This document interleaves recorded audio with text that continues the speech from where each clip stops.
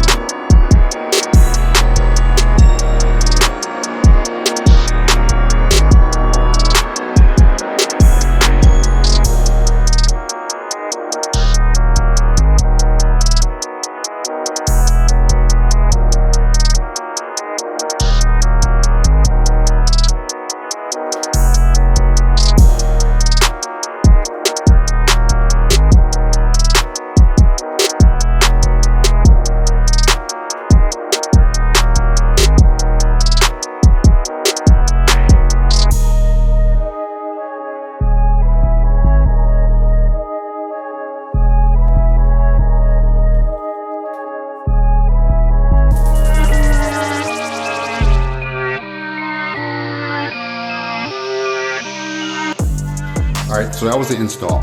Hopefully you got a chance to see what I did differently. If you didn't, all right, I'll tell you. I didn't do the typical H pattern all the way down. On the sides, I just went from halfway down and I left the top hang over. So that leaves, it kind of keeps a little bit more film up in the top so you can shrink up into the corners and you don't get those big creases with the film being bunched up with the H pattern going up top. If you get around the 2006 year, it seems like you have the issue. The newer ones that are flat, no issues at all. But these kind of give you a little bit of difficulty in the top. But this is also a tip that you can use for other cars and stuff like that have their corners that where you get the creases on them. Now I'm gonna roll some footage of this clean Duramax. Thanks for watching. Smash that subscribe button and I'll be back with another video. Peace.